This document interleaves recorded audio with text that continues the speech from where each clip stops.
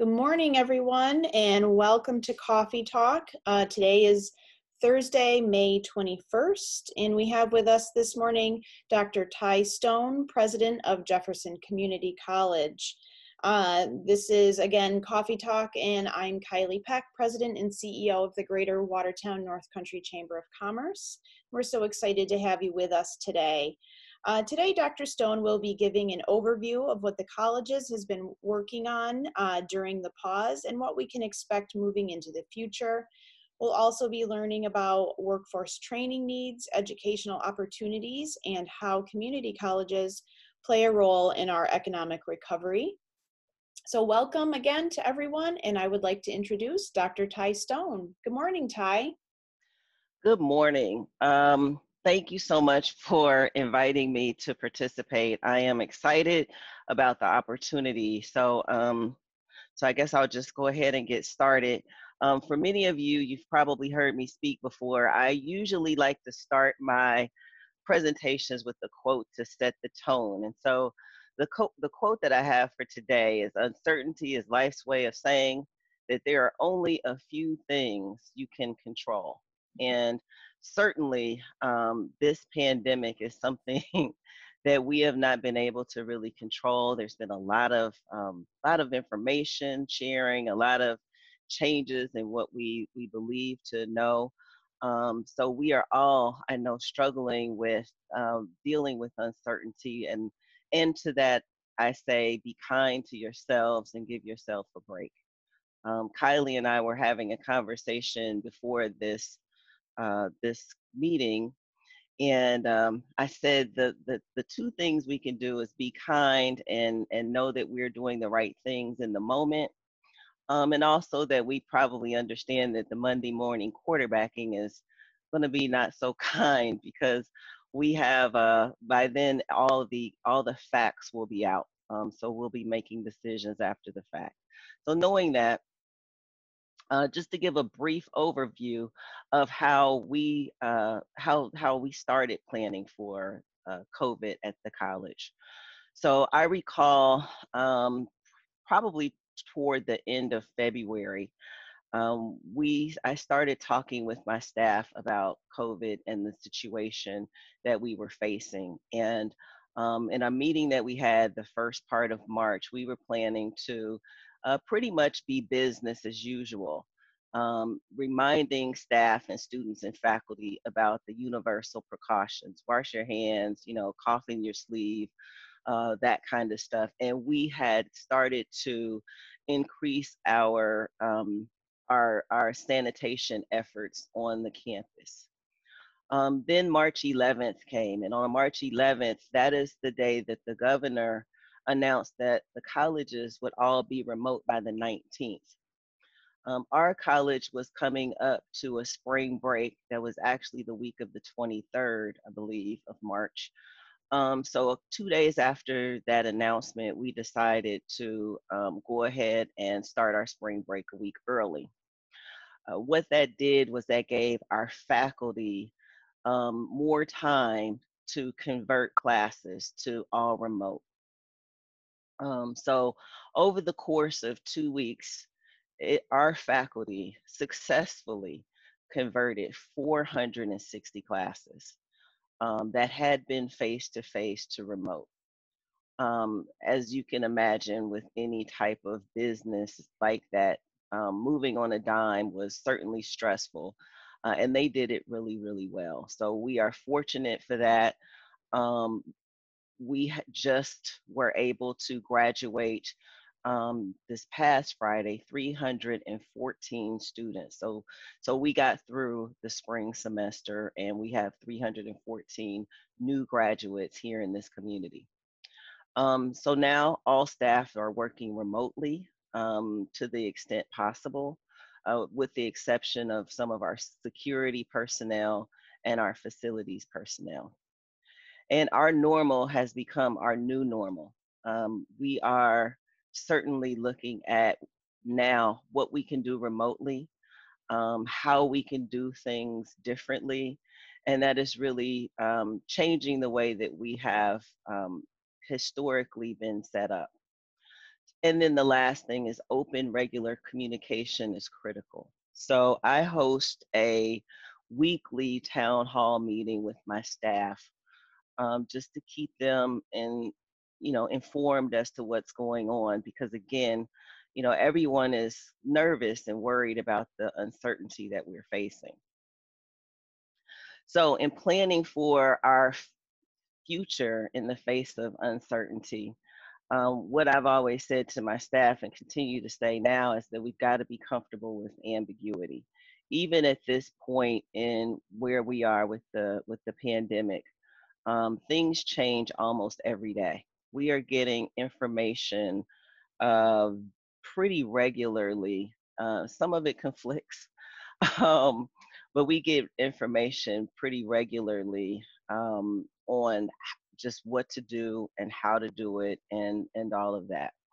So before I talk about preparing for the fall, I want to talk about what we're doing for the summer. So we have made the decision for the summer that we are going to continue to hold our classes remotely. And I'll talk about the difference in the definitions of remote versus online in a few minutes.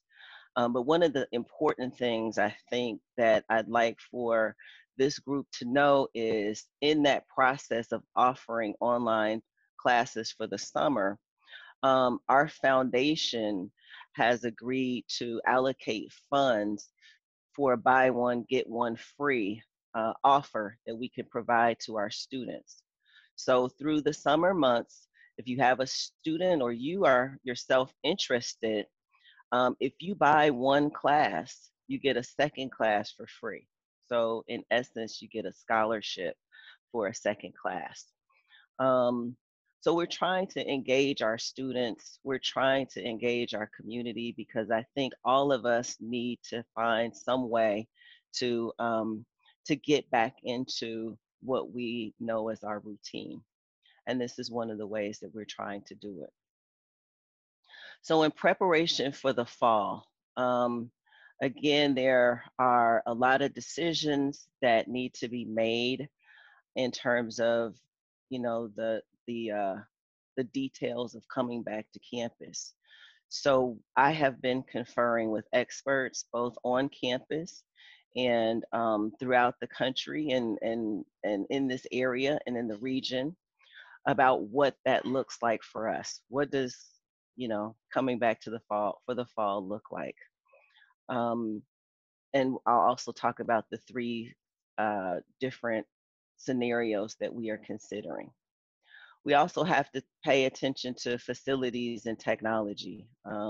As we know, the more that we are offering remote online classes, we also know that there is a technological divide. There are individuals in our community that don't have open access to technology. So, how do we address those issues?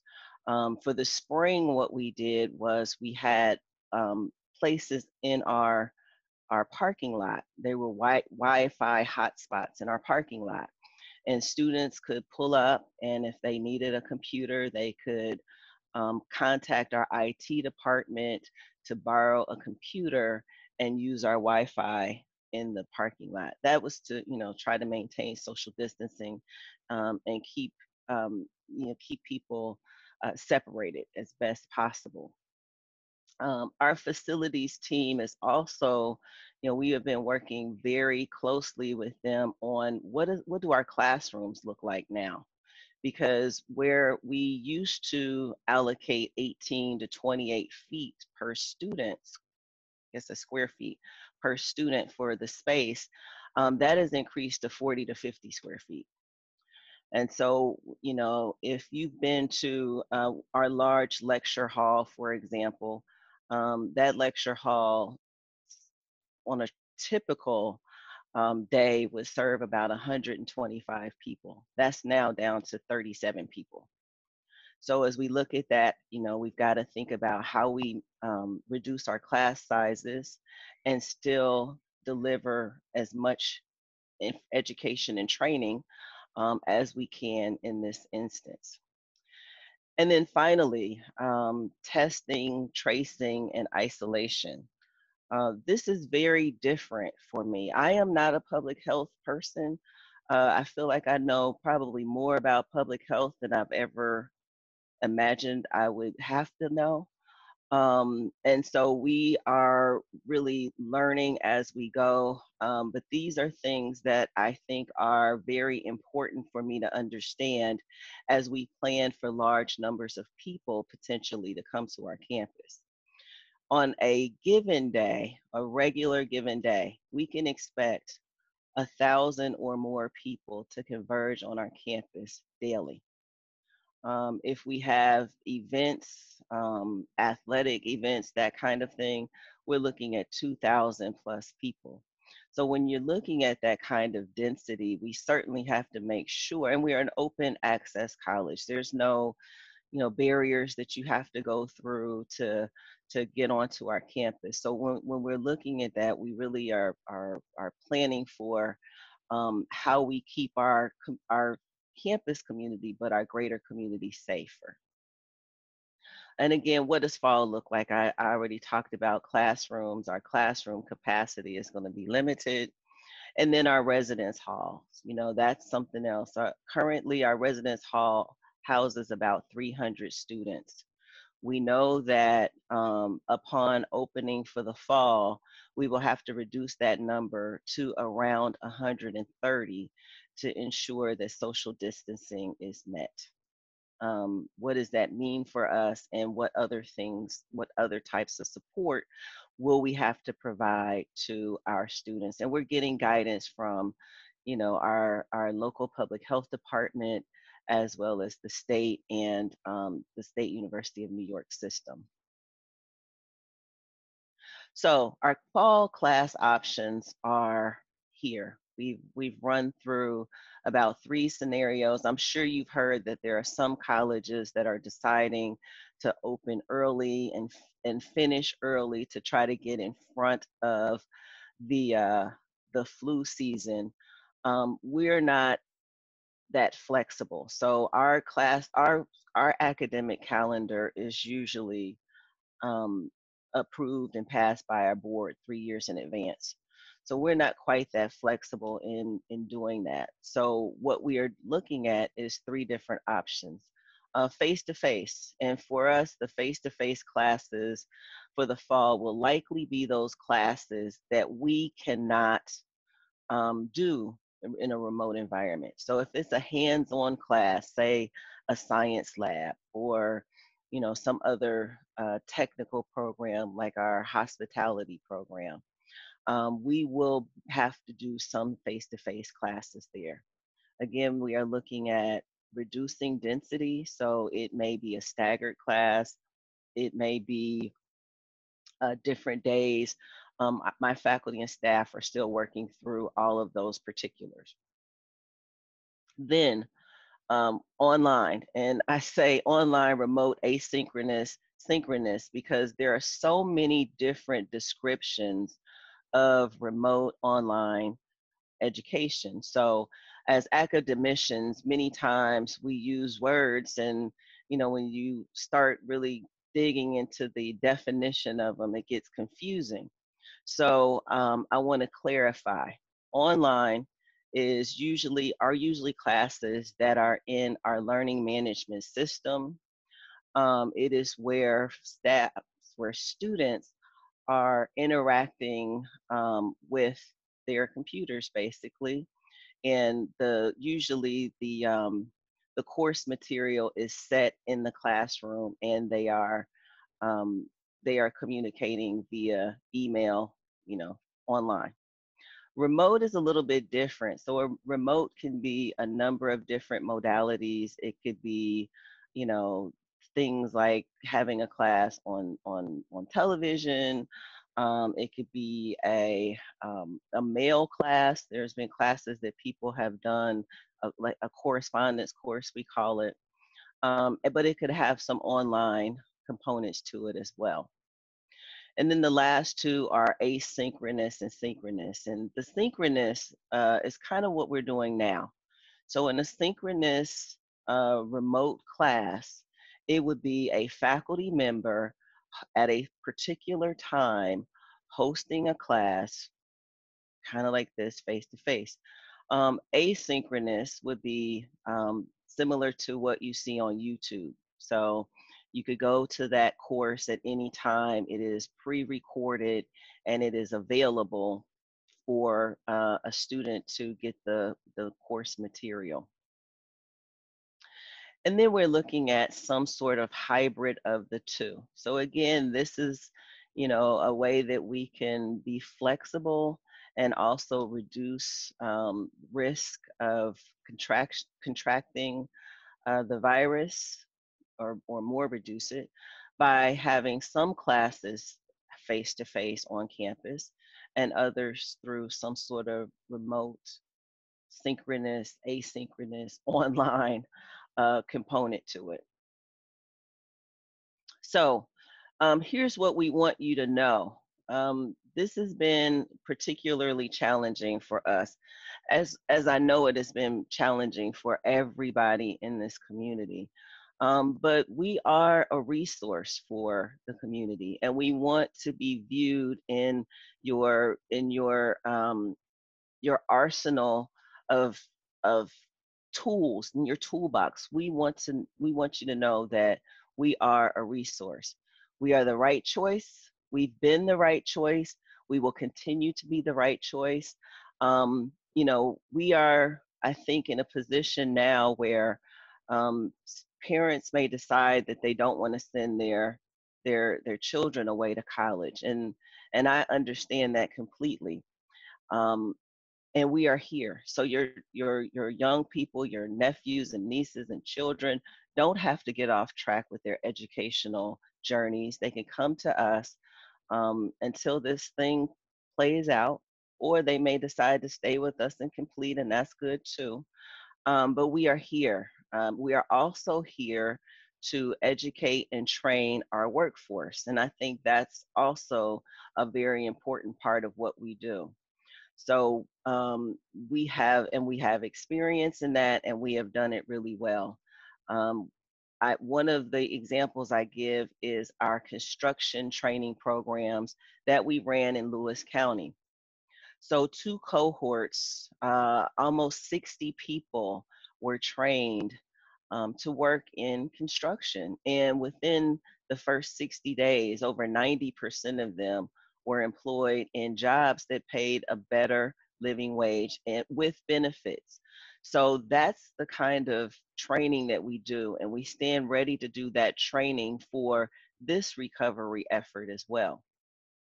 Uh, we also want you to know that we are flexible, probably more flexible than we've ever been now that we've been forced to take the majority of our classes to different modalities. So now students can build schedules that meet their needs and work around their work and family lives. And I think this is again important as we're looking to get people working again, back to the daily work environment. Um, we also are very affordable. We are working hard to keep our tuition low, and we'll continue to do that. I think this fourth point is very important. Um, you know, we provide a high quality college experience right here. I know all of you know Jefferson Community College. Our quality of education, our quality of training is really second to none, and we are proud of that. And we offer that. We offer it every day, and we'll continue to offer it. And I think we need to change the narrative for the people in our community. Many students, especially young people, think of us as the 13th grade, um, and that just is not true. You get a good quality educational experience with us, and we have faculty who are experts in their fields, but are also committed to the success of our students. Um, then that is my last point. We really have, I know we say it often, but we really have a committed and caring staff. And our goal is to make sure that we have a well trained, well educated, community here, because we know that that really is the economic driver for communities. Businesses, companies need workforce that is ready to work, and we are providing that opportunity, those training opportunities and educational opportunities to support your needs. So in closing, I just want to say we are here for you. We've been here for you. We want to continue to be here for you. We just completed last year a strategic plan, and our tagline is that educate, inspire, and empower. The other thing is Jefferson Community College next year will celebrate its 60th year. And we want to be here for another 60 years. We believe that we are a very important part of our community, and we believe that we are a strong economic driver, and we are here and ready to assist in the economic recovery efforts in our community and in this region. I think I hit on everything. Kylie, is there anything? One of the questions, I do have a question though, but is there anything that I didn't answer? There are some questions that are going to start coming in for those that are on the call. If you want to submit questions in the chat feature, we can start taking questions now. But Ty, if you wanted to add something else, go ahead. Yes, I also want to talk about some of our other workforce training programs that we're doing. So I talked about the construction program. We also have a degree program in business studies, and this will allow individuals to get credit for prior learning. So you could bring in prior learning, work experience into it. It is evaluated for credits, which means that you're not starting from zero, and you can get that degree relatively quickly. That is a business studies degree, and you can do that business administration degree in as little as 18 months. So that's another option that we have in how we are trying to serve our community. So my question to you, and I'm going to take your questions as well, is we need to know in this environment that we are currently facing how we can help you. Specifically, what are your training needs, and what do you anticipate needing as you ramp up to reopening? Sure, I think this is a great opportunity for folks on the call to share that information. I know the college is looking into doing some trainings for our post-COVID world. Can you talk a little bit about what the plans are currently for that, or what you're exploring? I just got a presentation, a proposal a couple of days ago, and quite frankly, Kylie, I have not dug into it. I know that I believe Terrence Harris is on the call. I know that he is working very closely with the IDA to provide training as it relates to sanitation and isolating and testing and all of the things that we are going to be responsible for as we continue to roll out this unpause yes. in this region.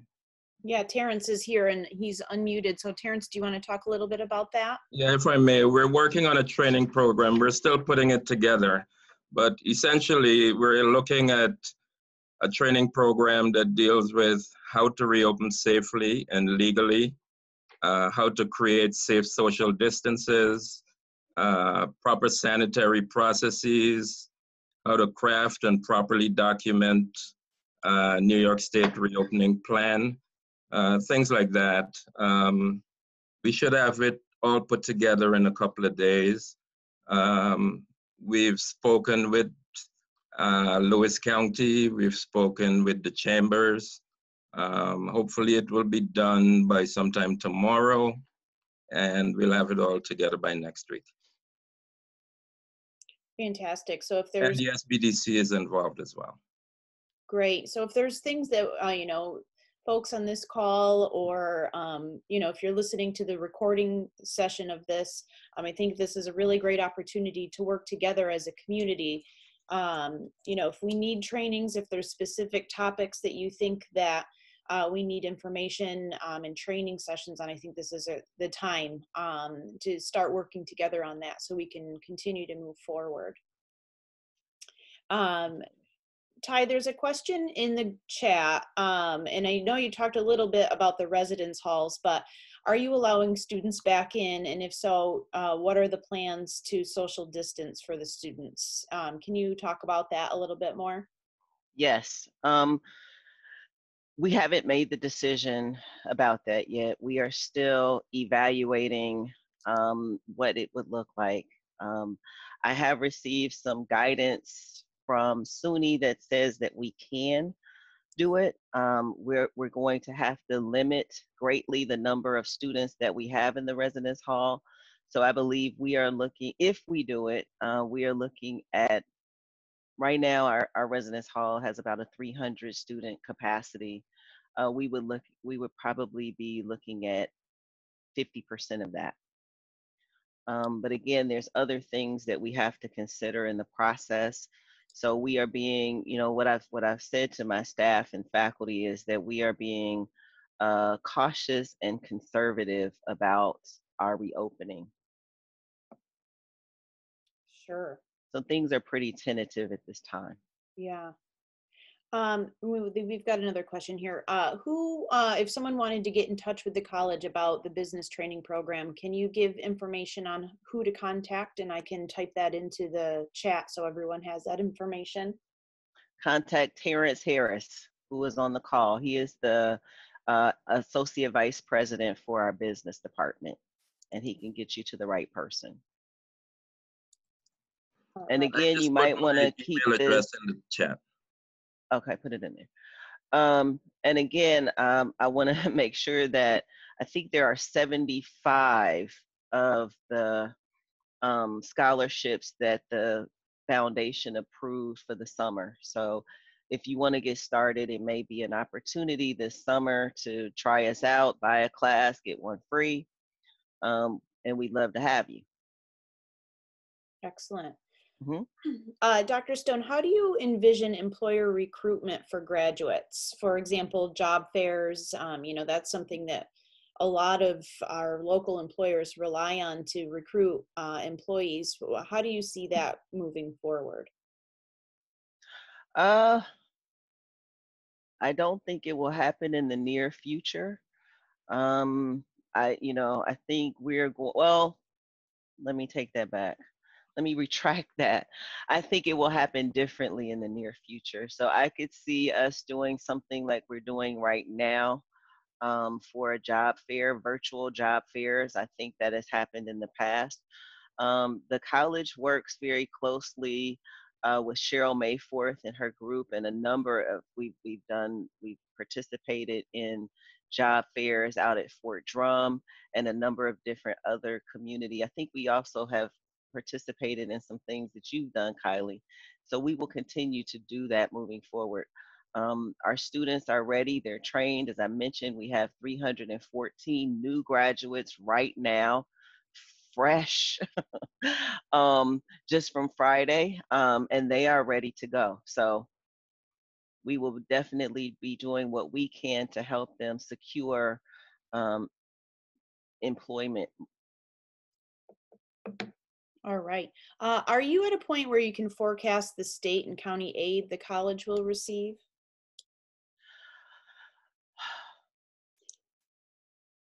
I cannot, here's what I know. We are told that we will maintain our funding from the county. So what the county has contributed to us last year, it will be the same amount that we will get this year. The tricky part is the state. And we have been advised that we could possibly see up to a 50% decline in state funding this year. that's what we're hearing, and that's what we're planning for. A 50% decline in state funding for us is about 16% of our overall operating budget. So it's going to be a tremendous hit. But this is no different than all of our other organizations. So, I think that we have to work together, and to even now more than ever, BOCES, I've been working with Steve Todd so that we are not duplicating efforts, because our resources are very limited. And we will continue to have those types of partnerships moving forward, because we just don't have the resources anymore to duplicate our efforts. Great. Now, Ty, I know that you were appointed by the governor's office on a committee to kind of help with the reopening and developing plans for the future of our local economy. Can you talk to the group a little bit about that and your role and where that stands and what you've learned and all that good stuff? Yes, I've been appointed to the New York Forward Reopening Advisory Board. It is a large group of people from a lot of different industries. And so just coordinating the initial meeting was probably an impossible task, and they did it. So we have had one meeting so far where we've kind of just got the expectation of us in being a resource for the governor's office as well as our community, and really being like the information gatherer, and providing that information to the appropriate individuals. So if there's anything, and so to that end, if there's anything that you need to communicate to me that you want me to communicate to this larger group, please send me an email. All right. Are you comfortable with me sharing your email address with the group? Oh, yeah. Okay. I will add that to the chat function. Does anyone else have any questions about anything for Dr. Stone? Go ahead and enter those. I don't know if you can talk anything about the Center for Community Studies. Are you working? I know there have been a couple of surveys that came out specific to the public health side and kind of the economic impacts, but do you know of any other surveys that are in the works right now to kind of help us figure out how to plan for the future? Yes, there was one that was done about business needs. And I think that one was probably, if it hasn't been released, and I believe it was, Kylie, you probably know better than me. I think it was released about a week or so ago. Are you? Yeah. So Okay.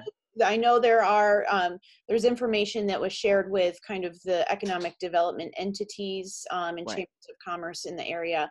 I haven't seen that it's been out to the public yet, and I'm sure they're developing kind of the plan for that right now. But I just wasn't sure if there was anything else coming out of that. I know there's some spin-off information that people are, taking in chunks, such as tourism and the impacts on that and how we can combat that, and shopping local, and a lot of things that Yep. groups are working on behind the scenes to assist our business community. That's And exactly right. And I think even the first study, and Joel Alone and Larry Danforth are just amazing professionals. And so the first one was actually a study about the impact of this crisis to individuals. And there have also been efforts that have been spun off of that. I think there's a partnership right now with United Way for helping with food insecurity in this area is one that comes to mind. That is a direct spinoff of what they learned through their study. And similar, the business study has those same types of efforts that we're going to do in helping our community recover. Yeah, it's great to have that information available to start planning and, breaking that down. And I agree, Joel and Larry are, it's incredible to hear the information that they're able to pull out of those surveys. It's extremely helpful. And for someone who's not a surveyor, it's always incredible to see what they're able to pull from that. And it's just really great. Yeah, and I think for us, we know that there are many needs in the anecdotally, we know that there are many needs in the community, but I think to kind of take a step back and do a research project and really understand, it gives us an opportunity to prioritize what we are going to be dealing with first, second, or third, as opposed to just throwing everything at everything.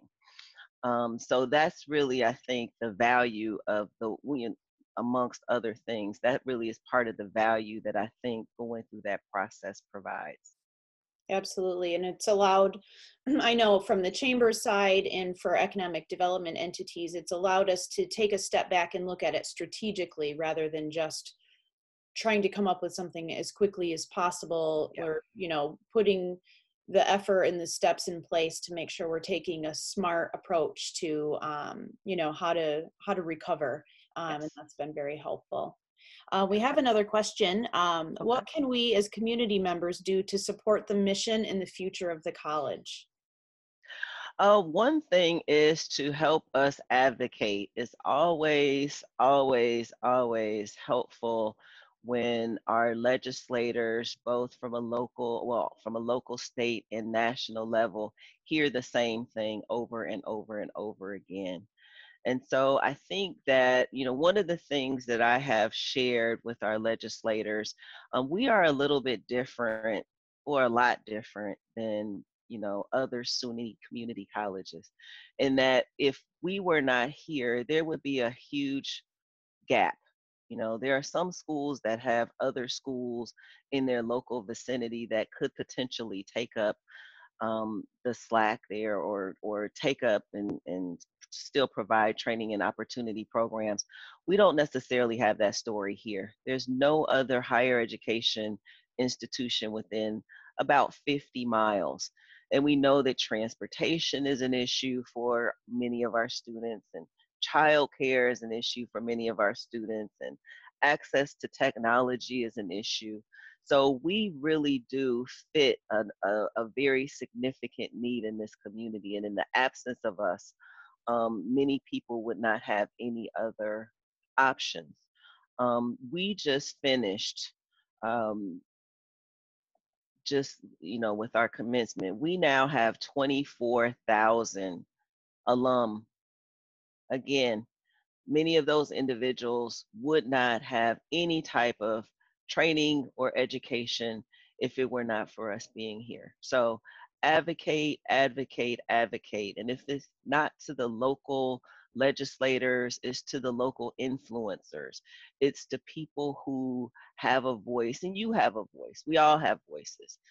Help us tell our story often, so that people really understand the value of our community college in our community. Fantastic. Yeah, we really are fortunate to have the college here in Watertown.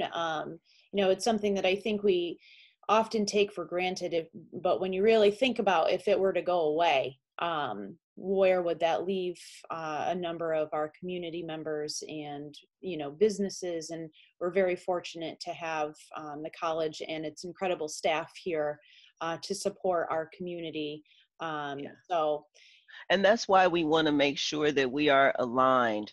So, again, I've met many of you face to face. We know each other, and we always, I always want to make sure that we are offering what this community needs.